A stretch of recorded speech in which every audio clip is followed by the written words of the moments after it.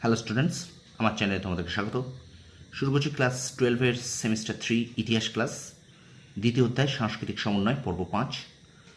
প্রথম থেকে শেষ পর্যন্ত দেখবে, একটু স্কিপ করবে না। আর আমার চ্যানেলে যারা নতুন আছে তারা অবশ্যই আমার চ্যানেলটা শেয়ার করবে, সাবস্ক্রাইব করবে, আর পাশে থাকা বেল আইকনটি প্রেস করে রাখবে। আমি কিন্তু তোমাদের রোজ ক্লাস 11-এর ফার্স্ট সেমিস্টার এবং ক্লাস 12-এর থার্ড সেমিস্টারের ক্লাস করাচ্ছি। চলো এখন শুরু করি। ক্লাস 12 থার্ড সেমিস্টার 3 ইতিহাস ক্লাস, দ্বিতীয় অধ্যায় সাংস্কৃতিক সমন্বয় পর্ব 5। ঠিক আছে, চলো শুরু করি ক্লাসটি। প্রথম প্রশ্ন বলছে, দেখো, মুতাজিলা মতবাদের জনককে? উত্তর ওয়াসিল ইবনে আতা। এখানে কিন্তু অনেক কঠিন কঠিন নাম, তোমরা কঠিন কঠিন উচ্চারণ পাবে। একটু মনোযোগ সহকারে খাতায় তুলে নাও, বানানগুলোকে লক্ষ্য রাখো, নামগুলোকে লক্ষ্য রাখো। ঠিক আছে, কারণ এমসিকিউ তোমরা এখান থেকে কিন্তু এমসিকিউ অবশ্যই পাবে, আর 40-এ 40 তোমাদের কিন্তু পেতেই হবে। ঠিক আছে, চলো কন্টিনিউ করি। বলছে মুতাজিলা মতবাদের জনককে? উত্তর হবে ওয়াসিল ইবনে আতা। পরের প্রশ্ন দেখো, কে প্রথম সিলসিলা প্রতিষ্ঠা করেছিলেন? উত্তর হবে ওয়াসিল ইবনে আতা। তারপর প্রশ্ন দেখো, সুফিবাদের মূল নীতি কে প্রতিষ্ঠা করেন? উত্তর মনসুর অল হাল্লাজ। কোন সুফি সাধক প্রচার করেন আই অ্যাম দ্য ট্রুথ? উত্তর হবে মনসুর অল হাল্লাজ।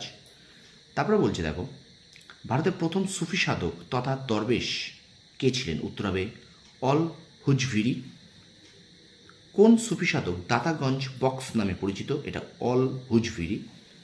পরের প্রশ্ন দেখো, কোন সুফি সাধককে দাতা দরবার বলা হয়? উত্তর অল হুজভিরি।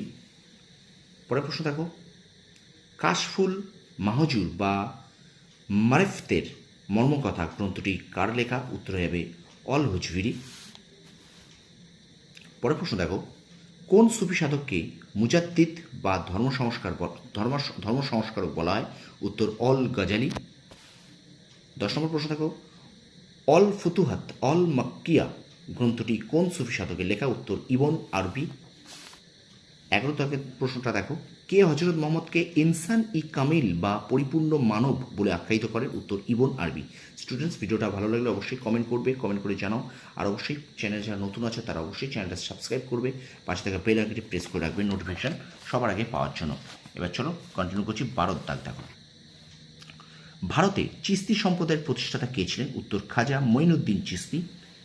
13 দাগ বলছে, চিস্তি সিলসিলা কে প্রতিষ্ঠা করেন? উত্তর হবে খাজা মঈনুদ্দিন চিস্তি। সিলসিলা কথার অর্থ, আক্ষরিক অর্থ কি? উত্তর চেইন বা শিকল। পরের প্রশ্ন বলছে, কাকে গরিব নওয়াজ বলা হয়? উত্তর খাজা মঈনুদ্দিন চিস্তি। তারপর প্রশ্ন দেখো, সুফিদের বিভিন্ন সিলসিলা বা গোষ্ঠীকে কি বলা হতো? উত্তর তারিকা। তারিকা শব্দের অর্থ কি? ঈশ্বর লাভের পথ। পরের প্রশ্ন দেখো, কার দরগাকে বাহিসতির দরওয়াজা বা স্বর্গের দ্বার বলা হয়? উত্তর বাবা ফরিদ। কাকে চিরাগি দিল্লি বা দিল্লির আলো বলা হয়? উত্তর নাসিরুদ্দিন চিরাগ। 20 দাগ প্রশ্ন দেখো, নকশবন্দ কথার অর্থ কি? উত্তর চিত্রকর। পরের প্রশ্ন দেখো, নকশবন্দি সিলসিলা কে প্রতিষ্ঠা করেন? উত্তর খাজা বাহাউদ্দিন নকশবন্দ। তারপরে প্রশ্ন দেখো, রৌসনিয়া সম্প্রদায়ের প্রবর্তক কে ছিলেন? উত্তর মিয়া বায়াজিদ। 23 নম্বরের প্রশ্ন দেখো, কাকে কাশ্মীরের আকবর বলা হয়? উত্তর জয়নুল আবেদিন। এবং 24 নম্বর প্রশ্ন, অর্থাৎ শেষ প্রশ্ন দেখো এখনকার পর্বের, কাকে হিন্দুরা জগৎগুরু বলতো? উত্তর বিজাপুরের সুলতান আদিল শাহ।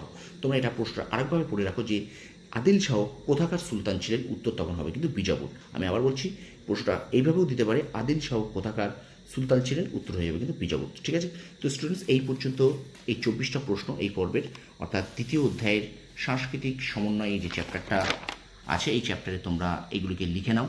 আর আমি আশা করি তোমরা আগের যে ক্লাসগুলো করেছো সেগুলো অবশ্যই তোমরা সেই প্রশ্নোত্তরগুলো লিখে নিয়েছো। তোমাদের পরীক্ষার উপযোগী প্রশ্ন, সিলেবাস খুঁটিয়ে, টেক্সট বই খুঁটিয়ে আমি কিন্তু এই প্রশ্নগুলো করেছি। আমি আশা রাখি তোমরা অবশ্যই এখান থেকে পরীক্ষায় উপকৃত হবে। এই প্রত্যেকটা সাবজেক্ট, অর্থাৎ ইতিহাস, ভূগোল এবং রাষ্ট্রবিজ্ঞান, এইগুলি 40-এ 40, ভূগোলে 35 নাম্বার, কিন্তু ইতিহাস এবং রাষ্ট্রবিজ্ঞানের 40-এ 40 পেতে গেলে আমার চ্যানেলটা অবশ্যই ফলো করো। ঠিক আছে, এই ইতিহাসটাও আমি বলে দিচ্ছি, এখান থেকে তোমরা কিন্তু অবশ্যই, আমি বলবো না যে কমন আসবে, কিন্তু সাজেশন করে পড়তে যেও না। সাজেশন করে পড়লে কিন্তু তোমরা বিপদে পড়বে। ঠিক আছে, ওই 100টা 200টা 300টা কিন্তু সাজেশন করে পড়লে হবে না।